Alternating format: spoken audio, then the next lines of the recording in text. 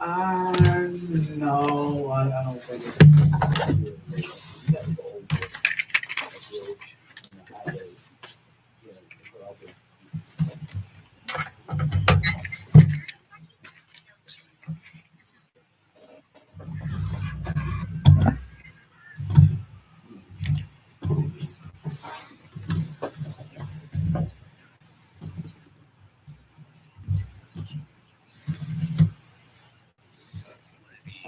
Since I was a kid.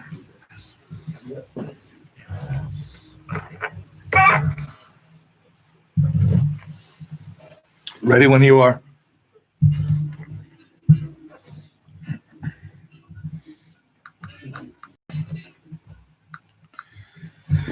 Hello, good evening, and welcome to the Real Estate Plate. As always, I'm your host, Nick Sakals, coming to you live from the WGBB studios here in lovely Merrick, New York. And I'm saying it's lovely because it's not snowing. Hope everybody did okay with that snowstorm we got. Winter is officially here. I mean, winter is officially here today, as of December 21st. That's the calendar date for winter beginning. But winter really came in when we had that snowstorm, especially here in New York. I don't know how it is in the rest of the country, but here in New York, we're definitely getting that. So we barely got ourselves started on time. Traffic again. Typical New York afternoon on a Monday night. But that being said, I wanted to jump into a bunch of stuff. And one of the things that I really wanted to get into, but actually, you know what, before I really get into everything, I'm basically going to give everybody another reminder of the Amazon gift card giveaway. Now, we're still those for every 100 have a drawing. Now, eligible for that drawing, you would have to not only but you would have to either put a comment down or send a screenshot to realestateplateradio@gmail.com. The reason for that is because I would not be able to know who actually liked or didn't like the video, because in YouTube, you don't have that opportunity. And on Mondays, when we're doing the live stream, that applies to Facebook as well, but you don't have to go through that second step because I could tell who liked or who didn't like the videos on Facebook. So good luck to everybody. Hopefully you have a lot of winners. It's going to be a $25 gift card for every 100 likes, up to 5 winners per video. So I'm thinking that we're going to have some happy people by the end of the year. Drawings are going to happen probably the first or second or third day of the next year. That being said, 2021 is almost here.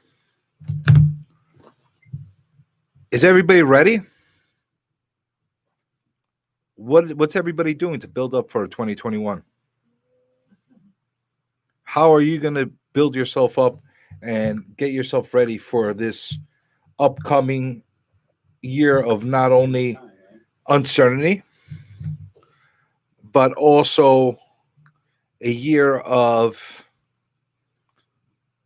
a lot of anxiety and overall turmoil? We're gonna see something going on right now, on all different levels. That's going to be a whole different world that we've been exposed to. And I know 2020 has been quite a different year, and it's been quite a different type of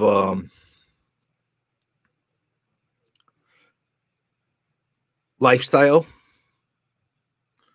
Everybody's had to adapt. Everybody has had to change their mindsets as far as how to live their lives on a daily basis. The pandemic we're going through has really rattled a lot of people. But what has happened in the meantime, opportunists have arisen. We're seeing that through politics. We're seeing that in the business landscape. We're seeing that in a lot of different parts of our business world and our social world. And it's very, very disheartening. Now, a lot of real estate agents love to speak and take a stance and say we're for this, we're for that, we're for pet adoption, we're for putting food in the pantries for homeless people, we're putting this as a unified effort. They try to take that, and these are really nice PC type of things that are very socially accepted, and they should continue to do these things, and they should continue to try to do the right things for people. But on an individual basis, I don't see enough people taking a stance and picking a fight, a battle, a specific type of agenda that they really are behind and could stand for. And I find that a little bit hypocritical. And I don't like to be a hypocrite. So, over this past few months, especially since we started off these live shows again, I've been advocating for landlord rights under this eviction moratorium that we're dealing with, under a lot of the stuff that we're dealing with. And I'm going to continue doing that. And I'm going to continue being an advocate for landlords. And I know it's not a popular type of thing to get behind. There's a lot more tenants out there than there are landlords out there. But at the same time, just because there's more tenants out there doesn't mean that landlords should be treated subhuman and have all their rights taken away. So I'm going to continue to look into this and to report to people and do everything I can with my big mouth, with this microphone in front of me, with the help of Trevor here, of voicing out all the injustices that are happening and hopefully rally enough people to come to this understanding that something has to change. Because if it doesn't change, it's only going to get worse. And just recently, they just went through that last stimulus scenario, yesterday, the day before, on what they wanted to do. Then they wanted to put some rental relief in there. But I'm telling you, whatever they're going to put in there, and that's going to be that rental relief that's going to be in this next stimulus package is going to be very targeted towards people that have been affected by the coronavirus, COVID. And they should be helped. And I've been saying this from day one. But here's the problem with the eviction moratorium that they put in place, especially in places like here in New York, that are just a blanket moratorium that basically took away every single ability of a landlord being able to earn a living and every single ability to be able to take people out or evict people from places that are not doing the right things, and they're manipulating the system, and they're taking full advantage of this moratorium as if they have every right to, and they're screaming and they're parading and they're saying cancel rent.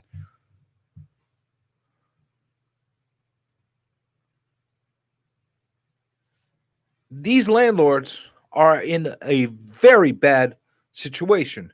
And that was not self inflicted, that was inflicted by the laws, by the mandates that were put under, not even the federal mandates. These are local mandates that made them more severe.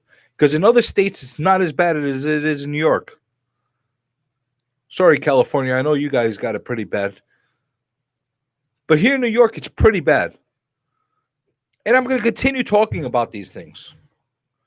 And I'm going to continue telling people about what is happening. And I'm going to give my opinions. I'm going to give my advice. And whether you like it or you hate it, I'm going to keep doing it because somebody has to. And that's my pledge to the public. That's my pledge to the viewers. That's my pledge to my subscribers, that I'm going to keep standing up for something. I'm not going to be a hypocrite. I'm not going to be that guy that just gives lip service to people. I'm not. I'm sorry. I'm just not doing that. I'm going to keep doing something that is needed, and I hope more and more people join me. And I'm not going to end at only landlord rights. There's other stuff that's going on right now that's going under the radar. People are talking about, something that's not really well publicized right now, and gotten off the radar a little bit has been that whole Senate hearing situation with all the realtors here in New York and the brokers regarding discrimination and a lot of things that are being done that should not be done. But things are also being overlooked by just doing a blanket based on that Long Island Divided series that was given out in Newsday. And again, this needs to be addressed, and needs to be addressed the right way. But they're overlooking the big picture. They're going after individual brokers, but they're not going after the culprits, the boards, the groups that are putting these agents together and not holding them accountable, such as our realtor boards, such as MLS. I'm going to tell you something I'm dealing with right now. I can't really talk about it because I'm somewhat involved in this, but I promise you I will get involved with it later. You got a situation where you had a buyer and a broker, agent, and it became extremely toxic, extremely volatile, to the point where they're calling each other morons. And for some reason, the board that was reviewing that whole situation ignored the fact that was happening, ignored the ethical part and the professional part that was gone out the window between these buyers and real estate agents, and decided that these agents should still get compensated, still get paid, regardless of what they were doing and how they were treating their buyers. I promise you, I'm going to get really detailed about this. I just can't do this at this moment. I don't know if I'll be able to give out some names, but I will tell you this. I will read the transcripts, and I will read the texts, and I will read the dialogue that was going on between these agents and these buyers, because I got full text transcripts, I got full email transcripts, and I also got full social media blasts that were put out by the agents in a very derogatory fashion towards these buyers. Now, I get it. Not all buyers are the greatest people. Not all buyers do the right thing. But as a real estate professional, as somebody that is paid to do their job and do it in the right way, you do not bring yourself to subhuman levels. And in this case, these agents that I'm talking about brought themselves into subhuman levels. And like I said, I will call them out. It's just a question of how I'm going to do it, on what platform, and in which way. So you got boards that are seeing these things, and they're basically okay with it. No problem. No problem whatsoever. Okay. You know what that does for me? It gives me opportunity to find another cause to be around. And I'm going to make sure that I know all the guidelines and all the bylaws inside and out from every local board, because I'm going to hold them accountable for how they conduct themselves and how they believe they are above the law. Because a lot of times these guidelines and these bylaws that these groups, these boards decide they're going to conduct are contradictory to what the real law says. And I don't know about you, but I don't know any type of field where you can make your own little board and your own little group and decide that you are above the law. But it's okay. We'll get into that. I promise you. That gives me a lot of stuff to talk about in 2021. And I will be a proponent of getting a lot of this stuff exposed and opened to what the public should know. And I'll give a lot of the little dirty little secrets that are happening right now. Because there are a lot of dirty little secrets and nobody wants anybody to know. And of course, we're gonna keep everything super tight knit between our group, and nobody's gonna whistleblow to each other because you don't do those kind of things. But you know what? I got nothing to lose. I'm gonna bring up everything the way I need to bring it up. If they want to call me out on what I'm saying, prove me wrong. You know, I put out an invitation to anybody on our local MLS board to come and visit me on the show. If you don't want to come here 6 to 7 on Mondays when I'm doing a live, that's okay. I'll work with you. I'll cooperate. Because that's what I do. I cooperate. I'll do a Zoom meeting. I'll do a Microsoft team meeting. I'll do a Viber. I'll do a WeChat. I'll do whatever you want. As long as you're willing to come and answer some of my questions. Because I'm not getting any answers. And nobody's looking to give me answer any of my questions. But again, I'm going to get into that. I know it's a little bit small, cloak and dagger, what I'm saying. And it's not really giving you a lot of information. But there's so much behind what I'm talking about that you're really going to need to hear the whole story to understand. And you will get the whole story. So let's go back to what I was saying right now. We can't be hypocrites. As real estate professionals, as real estate agents, brokers, people that have a fiduciary duty to be there to give solid advice, guide people in the right way for all their real estate investments, give the public a pathway to become real estate investors. We have an obligation to stand up for what we're talking about. And everybody loves to talk about the ethics. Everybody loves to talk about working in different ways to